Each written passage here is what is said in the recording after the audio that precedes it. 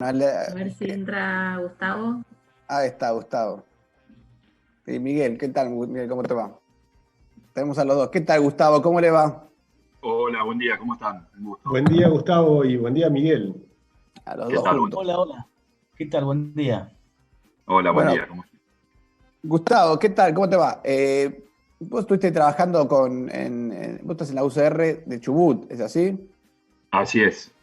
Ahora estás allá en Chubut, o estás aquí No, este momento acá en Radatili, con el mar acá a mis espaldas.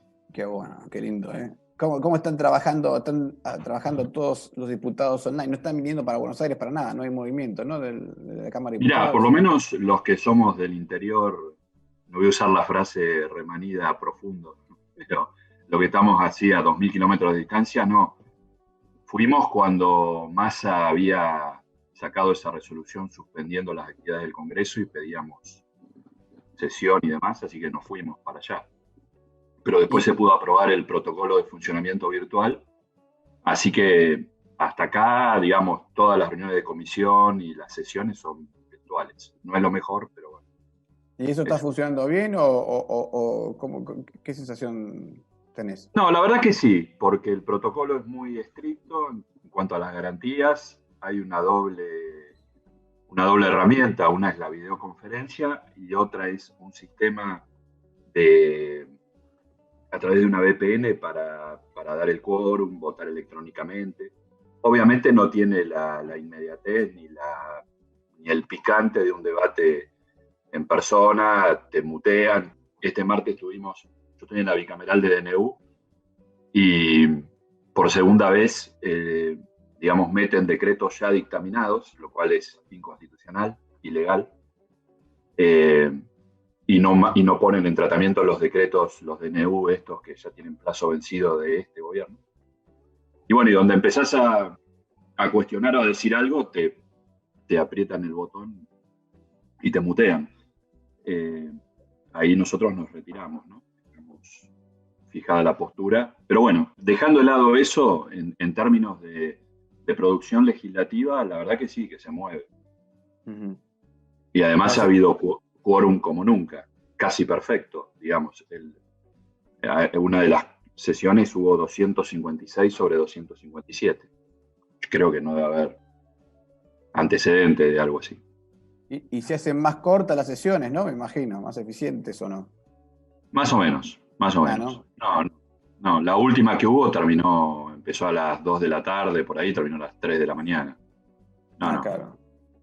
Lo que pasa es Claro. que eso también, los cuerpos legislativos están muy desprestigiados, pero también a veces palos porque boga, palos porque no boga. Es decir, si no hablas, es cierto que a veces bastaría con que hable el miembro informante, otro por la minoría y punto.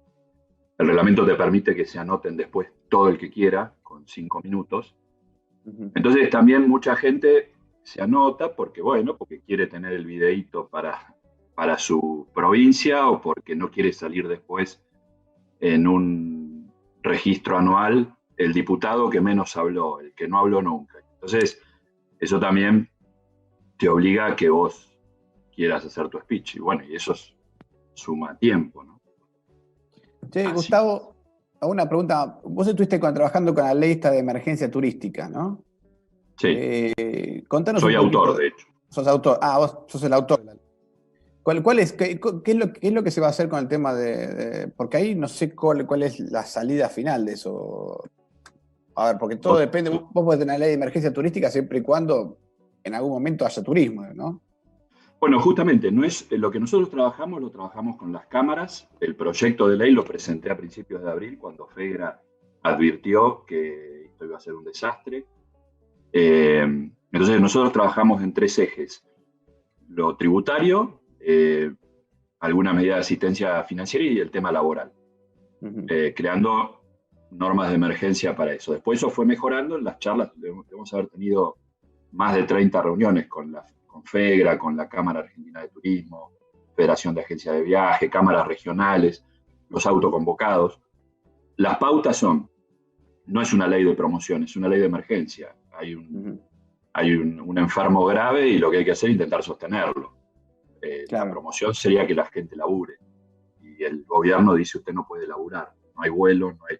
Bueno, entonces, ¿cómo pasamos ese temporal? Entonces, ¿qué decimos ahí? Bueno, la emergencia desde el 19 de marzo hasta un año después que termine la cuarentena, la última medida restrictiva de circulación y demás, porque hay un consenso global de que al turismo le va a costar 2 o 3 años más volver a los niveles de prepandemia. Y esa emergencia no es solo declarativa, es para darle una base constitucional a medidas excepcionales, o sea, que excepcionan la universalidad que tienen los tributos. ¿Qué decimos ahí? Exhibición de pagar anticipo de ganancias 2020, porque no le puede hacer pagar a alguien sobre la base de su desempeño en el 2019, cuando este año no va a haber ganancia, va a haber quebranto. Sí. Diferimiento del pago de saldo de ganancias 2019 para dentro de un año, diferimiento de todos los saldos de IVA que se vayan devengando mensualmente para dentro de un año, exención del impuesto al cheque, del impuesto a débitos y créditos. Hay todo un tema con los establecimientos, los grandes sobre todo, que trabajan con no residentes, que hay devolución de IVA, pero esa devolución de IVA se la come la afronta el establecimiento, porque después le queda un montón de crédito fiscal. Entonces ahí lo que decimos es que lo que se le devuelve al turista no residente se computa como pago de IVA del establecimiento. Bueno, por supuesto, suspensión de juicios, de ejecución fiscal, medidas cautelares y demás. Creo que no me estoy olvidando ninguna de las... suspensión de percepciones y retenciones. En el plano laboral nosotros habíamos puesto, antes de que existiera la ATP, un esquema similar ATP, pero en la ley, para que tenga certeza y previsibilidad el empleador, y reponíamos la posibilidad de suspender, que el decreto 329 había dejado sin efecto, ¿no? El 223 bis de la ley de contratos de trabajo y demás. Entonces le decíamos, bueno, se acordaba salarios, primero, suspensión sin necesidad de homologación de la Autoridad Administrativa del Trabajo, y si pagaba salarios de suspensión, lo podía tomar como crédito fiscal. Bueno, y después algunas otras medidas, sobre todo se incorporó un capítulo para todo un tema que hay en el plano horizontal, que es la relación entre particulares, con el tema de las reprogramaciones o devoluciones. Ahí alguien lo comparó con el 2001. Si todos los consumidores van de golpe a pedir la devolución, las agencias de viaje quiebran todas y nadie va a poder recuperar tampoco. Entonces, sin desconocer el derecho que tiene alguien a que se cumpla un contrato, la ley tiene un mecanismo que apunta a promover las reprogramaciones acordadas. Claro. No la devolución. Sí, había un problema ahí, yo me acuerdo, por ejemplo, con aerolíneas y los pasajes de avión, que también pasaba algo parecido, ¿no? Que ellos tenían la política de devolver, no sé, y había problemas con eso también. Yo tengo entendido en algún lugar, ¿no? Sí, hay un problema con todas las aerolíneas, pero el problema más grave es de los agentes de viaje que están en el medio, Sí. porque están ahí frente al consumidor, y acá nadie es el malo, porque no es que ellos se quedaron con la plata, o sea, ellos a su vez contrataron paquetes, excursiones, hoteles, y no es que el hotel o la aerolínea no le quiere cumplir por malo, sino porque no puede, porque están prohibidos los vuelos, o sea que es un problema. Yo conocí el caso, por ejemplo, de algunas aerolíneas que, claro, habían reprogramado los pasajes, pero por problemas internos después decían, bueno, el pasaje se reprograma por un año. Claro, después el año pasó y estamos todavía en veremos bueno, había esos problemas. Gustavo, una preguntita. ¿Cómo están analizando el tema global? Porque yo coincido contigo que el problema del turismo es clave, y coincidimos, por supuesto, en todo lo que significa reducir los impuestos y no cobrar sobre... Un impuesto que no debería haber existido jamás, que es pagar sobre ganancias futuras, porque eso me parece absurdo, ¿no? Desde ya. O sea que sería bueno para empezar a reflexionar las cosas que no tienen sentido, que a veces cuando las pones en un tema crítico, ¿viste? Es como que saltan a la luz que son un disparate. Pero lamentablemente nuestro sistema impositivo es todo un gran disparate. Tenemos 168 impuestos y cada municipio te puede poner una tasa que en realidad es un impuesto, te agregan cosas. Realmente es una presión sobre las empresas que las han destruido. Hoy el sector privado argentino está totalmente destruido. Ahora, sobre eso, ¿cómo están analizándolo en el Congreso? ¿Cómo es el debate interno? Porque me gustaría que nos cuentes un poco, por ejemplo, ahora el sector privado ha tenido un sufrimiento atroz, ¿no? O sea, por supuesto no es igual para todos, porque hay sectores como el agropecuario o los alimentos que siguen funcionando, y hay un montón de gente que perdió 100% de los ingresos. Ahora, lo que no se observa, salvo excepciones en alguna provincia, en algún lugar, y me gustaría también si nos puedes contar un poco de cómo es en Chubut, el sector público no hace el esfuerzo. O sea, uno no ve que bajen los sueldos públicos. O sea, pretenden que el sector privado baje 100% en algunos casos sus ingresos y el sector público mantiene el 100%. Los diputados, los senadores, los funcionarios, pero todo el sector público.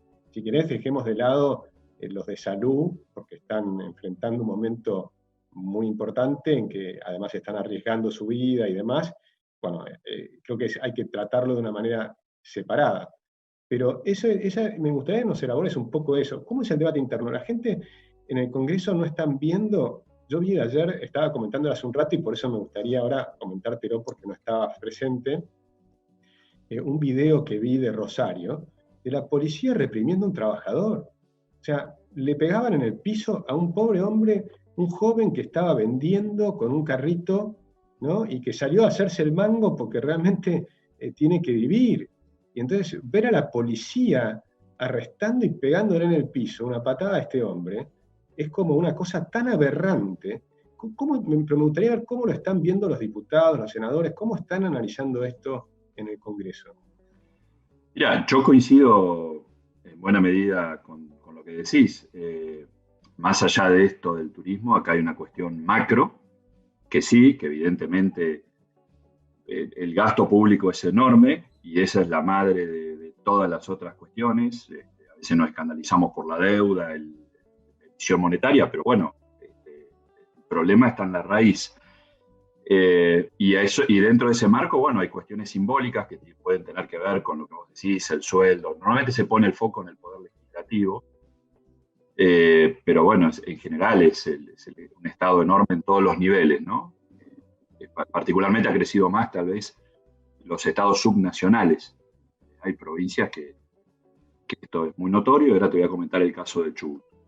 Nosotros creo que el gobierno, más allá de todas las cosas que se puedan reprochar, es innegable también, esto es un dato objetivo, el nivel del gasto, del déficit primario en el gobierno anterior bajó, guste o no guste, arrancó no se los voy a, me da un poco de pudor hablar de estos temas, yo soy abogado, no soy economista, justo con ustedes, pero estaba en el orden del 5% del PBI y se dejó con 0,5% del PBI. Se podrá reprochar el tema del endeudamiento, que no se partió de un stock cero de deuda, había una deuda pública enorme. Aumentó, es cierto, eso es objetivo, pero bueno, en buena medida aumentó para pagar holdouts, que eso era algo que se metía la cabeza abajo de la tierra, pero existía. Es como que viene un oficial de justicia a tu casa, te lleva todo, pero vos decís, no, yo no perdí el juicio, no tengo que pagar.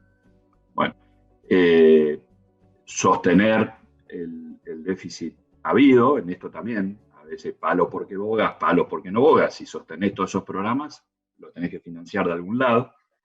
Pero creo que sí, que es una asignatura pendiente y que requiere de un plan general. Claramente este gobierno no lo tiene. Notorio que no tiene plan, no tiene presupuesto. O sea, el Congreso tiene la preocupación, por lo menos nosotros, y te digo, esto lo dice Negri y me parece muy cierta como frase, somos mejor oposición de lo que fueron ellos con nosotros. El turismo, por ejemplo, ante la ausencia de cualquier señal, fuimos nosotros los primeros, no solo yo, otros diputados, en presentar proyectos concretos. En mi caso he pedido proyectos de ley por la eliminación de las retenciones de las economías de acá, de esta zona, lana, carne ovina, pesca, fruta, que realmente están en un momento tremendo. Bueno, los hidrocarburos, ni hablar. El secretario de Energía casi ni le conocemos el nombre. Degradaron lo de energías renovables. Acá hubo una inversión tremenda en energías renovables. Tenemos acá cerquita un parque que fue una inversión de 200 millones de dólares funcionando, produciendo 99 megas que vende directamente a compañías importantes del centro del país. Eso es lo mismo. Uno va por el puerto de Puerto Madryn y ve Bueno, los molinos. Es cierto eso, cierto. Es tremendo. Mirá, nosotros teníamos acá hay un cuello de botella, digamos, esa autopista de electroducto que es la línea de 500, no tiene puntos de acceso. Acá en Comodoro Rivadavia, que es la ciudad más importante de la Patagonia Sur, hay un potencial eólico enorme, pero no se puede invertir más porque no hay un punto de entrada. Era una obra que se iba a licitar en marzo, justo el 20 de marzo, y se había suspendido, pero antes se suspendió. Así que tenemos una discrecionalidad en la distribución de fondos. El otro día se publicó las transferencias discrecionales a las provincias. 55.000 millones de pesos se distribuyeron en el primer semestre de asistencias financieras. 52.000 fueron a la provincia de Buenos Aires, 2.000 a La Rioja, a provincias como esta, 0. Un gobernador que realmente no reclama, que está sometido, digamos, hasta diciembre del año pasado, cada medida que se tomaba salía corriendo a meter amparos en la corte y demás. Cuando cambió el gobierno, perdieron ese coraje de defender a la provincia, desistieron de todas las acciones, y la provincia, respondiendo a la pregunta, está muy mal. Chubut es un caso insólito, es una de las provincias más ricas de la Argentina. No los quiero abrumar, pero les tiro un dato. Regalías hidrocarburíferas. Hasta el año 2005 los gobernadores se arreglaban con ingresos anuales del orden, el equivalente a entre 80 y 100 millones de dólares. 2005-2006 el petróleo pegó ese salto que de haber valido $8 el barril llegó a 140, eso provocó obviamente mayor valor por más ingresos de regalías por el mayor valor, pero además mucha más producción. Fue el boom petrolero, Cerro Dragón, todo lo demás. De hecho, seguimos siendo la primera productora de petróleo. Las regalías pasaron a representar 500 millones de dólares anuales desde entonces. ¿Qué hizo la provincia? Pasó de 22.000 empleados, ahí está lo que preguntaba Agustín, de 22.000 empleados a 62.000. No hizo transformaciones, no diversificó la economía, no utilizó eso como una palanca para desarrollar una provincia rica. Y el año pasado, en la competencia electoral provincial, me tocó ser candidato a gobernador. En esa campaña se dieron aumentos de sueldo, cláusulas gatillo, Bueno, las elecciones fueron creo que el 10 de junio, 11 de junio. En julio del año pasado ya no se pudo pagar los sueldos en fecha. Y desde entonces para acá, esa situación ha ido empeorando y hoy se está terminando de pagar el sueldo de mayo. No se pagó el aguinaldo, está todo parado, pueblos del interior sin luz. Lo de Chubut es increíble. Siempre me parece una provincia increíble lo de Chubut. Tiene el Cabo San Jorge, con todo el Golfo de San Jorge, con todo el petróleo que tiene por ahí. Puerto Madryn, la pesca, que además un punto ahí, ¿qué pasó con los camarones, con los lagostinos, eso? Después tiene una pregunta sobre eso. Y no es una provincia poblada, justamente, debe ser la menos poblada en términos de territorio. Entonces, como una provincia con tantos recursos naturales y tan poca población realmente, en términos relativos, termina en estos problemas fiscales, es asombroso. Digamos, hay que hacer las cosas muy, muy, muy, muy mal para terminar con estos problemas.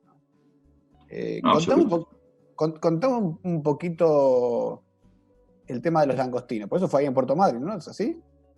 Claro, sí. Bueno, la pesca es uno de los complejos exportadores más importantes de la Argentina, ¿no? Creo que es el sexto. Fíjense ustedes qué importancia tiene la Patagonia en general. De los 2.200 millones de dólares que se exportan anualmente, 1.700, 1.800 se desembarcan acá y se exportan desde acá, desde Madryn o desde Puerto Deseado en Santa Cruz. Y si tomamos langostino, creo que es el 90% Patagonia, y de eso la gran mayoría es Rawson, Madryn. Bueno, ¿qué pasó? No, eso fue un conflicto. Ahí no tenemos la culpa nosotros. Eso fue un conflicto. No, pero contame, ya que te usamos de reportero. Sí, no, eso fue un conflicto del SOMU con todas las cámaras. Es decir, fue un conflicto nacional. Hay ahí, según dicen, también una interna digamos, ustedes se acuerdan del Caballo Suárez, que quiere recuperar el control del SOMU. El actual secretario general está apoyado por los Moyano, entonces ahí también hay una situación de tensión. Y lo que se busca es la redolarización. Las tripulaciones cobran un sueldo garantizado y después que esto es muy típico de la navegación, son socios, digamos, de la producción. El tema ahí es, bueno, una discusión salarial que entiendo que se saldó. Como no estaba pescando la flota, no había modo de pararla porque ya estaba parada, entonces hicieron piquetes en tierra, en Mar del Plata, en la entrada de Madrid, y es ahí donde capturas, o sea, langostino que había sido ya pescado y descargado y que iba hacia plantas de procesamiento o de consolidación en containers, bueno, los pararon y se pudrieron. Esta es la situación.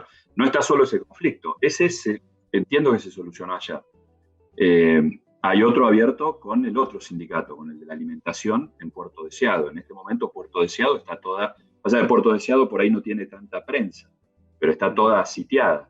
Ahí hay plantas muy importantes, tiene un puerto que no solo es de desembarque pesquero, sino que es un puerto mercante, hay una línea regular que hace Montevideo, Madryn, Deseado, Ushuaia, y no pueden entrar a levantar los containers porque, bueno, por toda esta situación caótica, pero bueno, es una característica, digamos, el otro día yo lo marqué, le preguntaron a Sergio Massa por el conflicto, por el bloqueo de camioneros en Mercado Libre.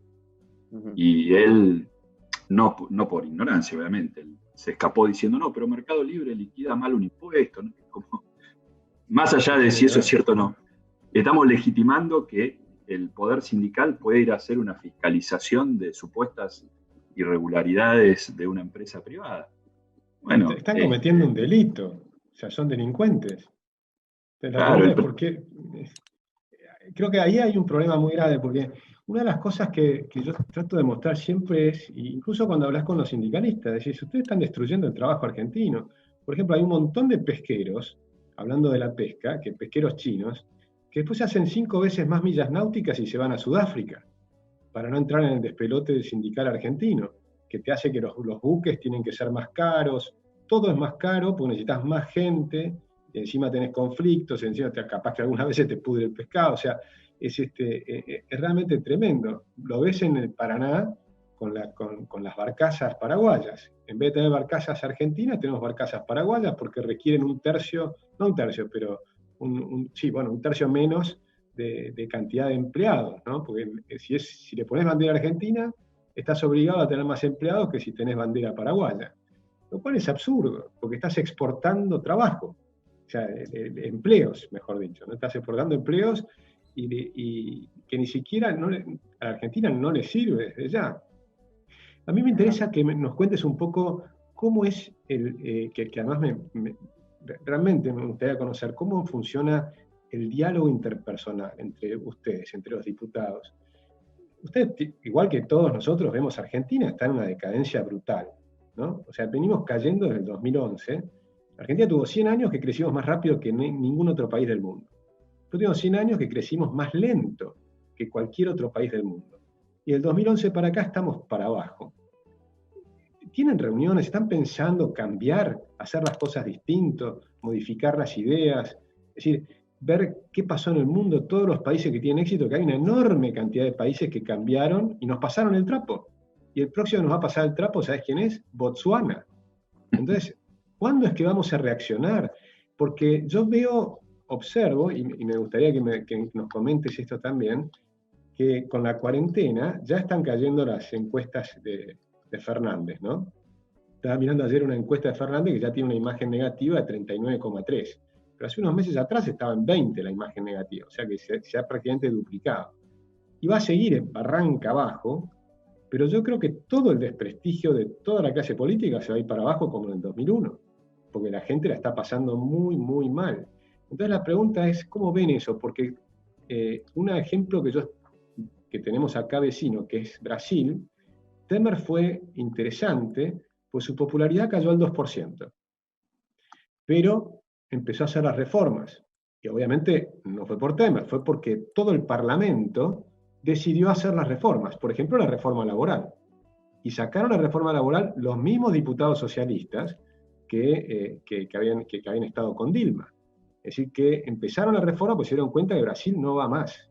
Y ahora que Brasil va hacia la apertura económica, hacia las reformas estructurales, hizo la reforma laboral, hizo la reforma previsional, dentro de 60 días, estuvimos en un Zoom con Paulo Guedes hace unos días, y él dice dentro de 60 días aprieta el acelerador de nuevo, porque por la pandemia por supuesto se frenó todo, pero van a hacer privatizaciones, van a hacer toda una serie de reformas estructurales pensando en ir a lo que están diciendo, van al Tratado de Libre Comercio no solo con Europa, sino con Estados Unidos, con Inglaterra, con Corea del Sur, con una cantidad de países. Es decir, que Brasil va a ir al mundo, nos vamos a quedar solitos, porque Paraguay y Uruguay van a ir junto con Brasil. ¿Están hablando de todo este proceso de reformas estructurales? ¿Le ves alguna posibilidad de que esto ocurra en Argentina? Mira, yo creo que hay un debate en torno a esto, porque está la evidencia de que Argentina ha fracasado, digamos. Hay un proceso de ser un país casi desarrollado, un proceso inverso que debe ser único en el mundo. Y eso te obliga a revisar todas las instituciones. Sí, claro, tenemos... El problema creo yo que hay una falta tal vez de liderazgo político. Estas transformaciones requieren liderazgo. Y también, bueno, una sociedad que a veces tiene poca paciencia con quien puede mostrar un camino. También tenemos que hacernos cargo de eso, ¿no? El otro día yo escuchaba muchos elogios y comentarios favorables en la entrevista en la que habló el presidente de Uruguay, pero tal vez también habría que pensar, bueno, si se presentan planes de determinadas características, ¿está la sociedad dispuesta a bancar eso? ¿No?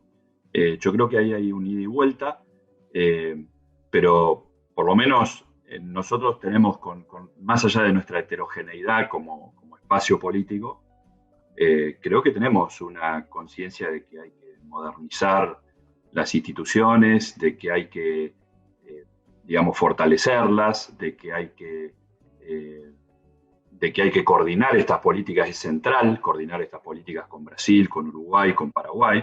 Creo que se mostró un camino. Me parece que más allá, repito, de todos los errores, las inconsistencias que pueda haber tenido el gobierno anterior, nos mostraba una orientación, ¿sí? Podemos cuestionar la velocidad, podemos cuestionar la prolijidad, pero creo que teníamos un camino y que podía haberse coordinado muy bien con los otros 3 presidentes del Mercosur en esta instancia. Bueno, eso es un debate muy profundo, que no es un debate parlamentario. El Parlamento creo que es la estación terminal de una serie de cuestiones que tienen que ser propuestas en otro ámbito, ¿no? Con un liderazgo muy fuerte, muy esclarecido y que tenga claro hacia dónde vamos. Claramente hoy estamos discutiendo otra cosa hoy. Estamos discutiendo cuestiones ya perimidas o visiones corporativas que atrasan, esto está claro. Gustavo, así hay un tema que a mí siempre, 2 temas, y con esto vamos terminando porque tengo que ir cerrando, pero una cosa que creo que surgió del tema Cambiemos es que el periodo presidencial corto de 4 años te deja los tiempos muy, muy marginales, ¿no? O sea, te encontrás un año, ya el segundo año son electoral y listo, y se te acabó el gobierno. Yo sé que vos tenés muy buena relación con Alfredo Cornejo, que es alguien a quien yo aprecio muchísimo, parece un gran dirigente radical. Y con él, yo en un momento trabajábamos con él cuando él fuera candidato a gobernador en Mendoza, y lo que supimos es eso, los plazos son cortísimos, y si no se actúa de movida, después todo lo que no hiciste al principio se te complica después, ¿no? Esa es mi sensación, no sé qué pensás vos ahí. Sí, lo que pasa es que ahí ya te metes en un tema que necesita reforma constitucional. Probablemente era más sabio ese periodo de 6 años, ¿no? Sin reelección. También yo recuerdo en aquel debate, Carlos Nino y demás decían, bueno, pero 6 años es mucho para nuestra falta de paciencia en esos 50 y pico de años, 53 años de golpe de Estado, del 30 para acá, entonces mejor los 4. Qué sé yo, es cierto que hay instituciones o diseños de poder que pueden facilitar el desarrollo y otros entorpecerlos. tal vez hoy no es un problema la interrupción de los mandatos, entonces quizás fuese mucho más apropiado un mandato más extenso, que te da esa tranquilidad, renovaciones parlamentarias que no sean parciales Sí. y que sean más espaciadas. Yo lo Puede decía ser. porque me parece que los gobiernos hoy en día tienen que tener todo pensado de antemano. Esa es mi sensación, ¿no? Si lo que no se pensó antes de la presidencia, una que ya sea la presidencia, ya lo tenés que tener ejecutando, te diría, en los primeros meses. Y después de eso ya casi no te queda margen de maniobra. Esa es mi sensación, ¿no? Hay que tener. Pero Por bueno, eso es que el gradualismo no puede funcionar nunca. por eso yo creo que el Tenemos gradualismo no puede aprender funcionar.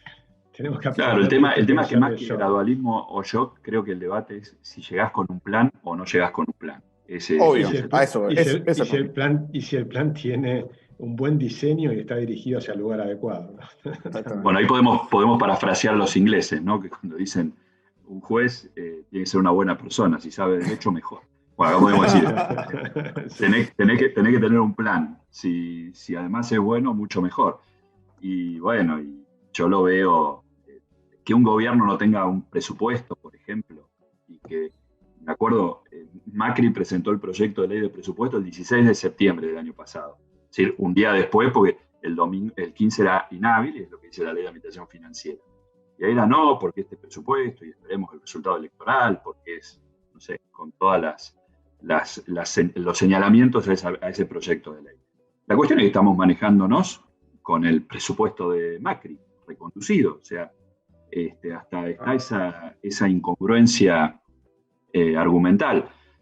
Creo que ese es el problema. Nosotros lo vemos acá en pequeño, con este drama que tiene la provincia, donde un gobierno reelecto, estamos ya casi entrando a agosto y está discutiendo a ver cómo va a renegociar la deuda pública que tomó Chubut, que queda un saldo ahí de casi $1.000 millones, con cesión de regalías en garantía, o sea que ni siquiera tiene la potestad soberana de declarar un default el gobernador. Nada. Le toman los recursos antes de que entren a la caja provincial. Bueno, todas estas cuestiones obviamente necesitan planes. Ahora yo también digo, a veces sentís la frustración de que si vos a la gente le explicás esto, le planteás propuestas concretas, bueno, a veces te dan la espalda, eso también hay que Sí, decirlo. sí, No es que yo también le es quiera cierto. echar la culpa a nadie, pero digo, hagámonos cargo también, ¿no? Obvio, obvio. Hay un tema cultural. Bueno, Gustavo, muchas gracias por haber participado. Se nos acabó el tiempo. Te agradecemos mucho la participación y bueno, esperemos hablar otro momento. Como Muchas no, gracias, un gusto. Gustavo. Un Que gustazo tengan un buen conocerte. domingo. Gracias, igualmente, un buen domingo. Igualmente.